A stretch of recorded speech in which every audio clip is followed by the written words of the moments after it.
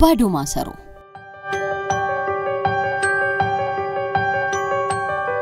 ከለታት ባንድ ቀን በቻይና ሀገር ውስጥ የሚኖር ፒንግ የሚባል ልጅ ነበር እሱ የዘራው ማንኛውም ነገር ያብባል እጅግ የሚማርኩ ውብ አበቦች ዛፎችና ትላልቅ የፍራፍሬ ዛፎች ያበቅላል በሀገሪቱ የሚኖሩ ሰዎች ሁሉ አበቦችን ይወዱ ነበር በየቦታው ስለሚተከሉ አየሩ እንደ ሽቶ ይሸታል የሀገሪቱ ንጉስ ወፎችንና እንስሳትን ይወዱ ነበር ከሁሉም በላይ ግን አበቦችን ይወዳሉ በየቀኑ የራሳቸውን ያትክልት ቦታ ይንከባከባሉ አሁን ግን እያረጁ በመምጣታቸው የሚያግዛቸው ዙፋናቸውን የሚወርስ ብልህ ሰው ፈልገዋል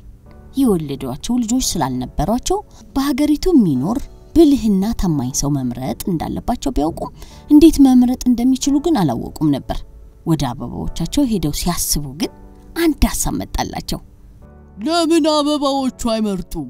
ለምን ተክሎቼ ወራሽን አይመርጡልኝም ብለው ወሰኑ በማግስቱ አንድ አዋጅ ወጣ በሀገሪቱ ያሉ ልጆች በሙሉ በደስታ ተሞልተው ወደ ቤተ መንግስት እንዲመጡ የሚያዝ አዋጅ ነበር በአዋጁ መሰረት በርካታ ልጆች ወደ ንጉሱ ሄዱ ንጉሱም ለሁሉም ልዩ የአበባ ዘሮችን ሰጧቸው በአንድ አመት ጊዜ ውስጥ የሚያምር አበባ ሊያሳየኝ የሚችል የኔን ዙፋን ይዛል አሏቸው ፒንግ ዘሩን ከንጉሱ ሲቀበል ከሁሉም በላይ ደስተኛ ልጅ ነበር በጣም የሚያምር አበባ ማሳደግ እንደሚችል እርግጠኛ ነበር ወደ ቤቱ ሄዶ በአበባ መትከያ ዕቃ ውስጥ ለማፈር ጨመረና ዘሩን በውስጡ በጥንቃቄ ዘራው በየቀኑ ውሃ ያጠጣ ሲበቅል ሲያድግና ሲያብብ ለማየት በትዕግስት ይጠባበቅ ነበር ብዙ ጊዜ ቢያልፍም ግን አበባው ምንም አላደገም ፒንግ ግራ ቢገባው አዲስ ለማፈር አዘጋጅቶ ዘሩን በአዲስ የአበባ መትከያ ውስጥ አዛወረው ሌላ 2 ወር ጠበቀ አሁንም ቢሆን ምንም ነገር አልበቀለም አመቱ ሙሉ ምንም ሳይበቅል አለፈ ንጉሱ ያለውም ቀን ደረሰ ሁሉም ልጆች ወደ ንጉሱ ሄደው ያበቀሉትን አበባ ለማሳየት ጓግተዋል ወደ ቤተ መንግስቱ መሄድ የጀመሩት ገና እንደነጋ ነበር ፒንግ ግን በጣም ጨንቆታል አበባው አልበቀለም ምን ማድረግ እንዳለበት አላወቀም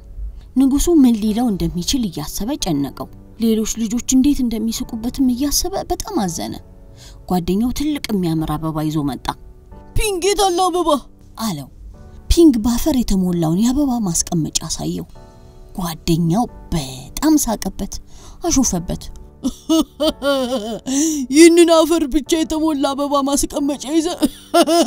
ንጉስ ፊት ልትቀርብ ነው አረ እዚሁ ብትቀር ይሻላል አለው እኔ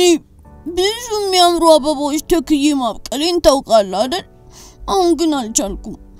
ዘሩ ሊበቅልልኝ አልቻለም አለ በሐዘንና በተስፋ መቁረጥ ስሜት የፒንግ አባት የልጃቸውን የተስፋ መቁረጥ ስሜት አይተው የኔ ልጅ የተቻለህን ሁሉ አድርገሃል እኮ ተስፋ አትቁረጥ አመቱን ሙሉ የደከምክበትን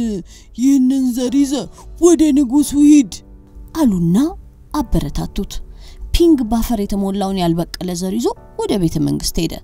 ንጉሱ ልጆቹ ያመጣቸውን አበቦች አንድ ባንድ ይመለከቷቸው ጀመር ሁሉም አበቦች በጣም ውብ ነበሩ ቤተ መንግስቱን በሚያምሩ አበባዎች ሞልተውታል ንጉሱ በፈገግታ ተሞልተው አበባዎቹን በጥንቃቄ ማየታቸውን ቀጠሉ በመጨረሻም ወደ ፒንግ መጡ ፒንግ ንጉሱ ይቀጣኛል ብሎ በፍርሃት ተንቀጠቀጠ ንጉሱ የሚንቀጠቀጠውን ፒንግን ያዩ የታለ አበባው የታለ ያበቀልከው አበባ ብለው ጠየቁት ፒንግ ማልቀስ ጀመረ ንጉሱ እርሱ ይሰጡኝን ዘር ተክዬ በየቀኑ ተንከባከብኩት ግን አልበቀለም የተሻለ አፈር ባለው የተሻለ ድስት ውስጥ ማስቀመጥኩት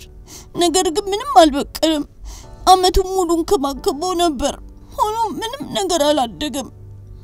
ስለዚህ ዛሬ ያለ አበባ ባዶ አበባ ማስቀመጫ ማምጣት ነበረብኝ የሚሰጡኝን ቅጣት ተቀበላለሁ አላቸው ንጉሱ እነዚህን የፒንግን ቃላት በሰሙ ጊዜ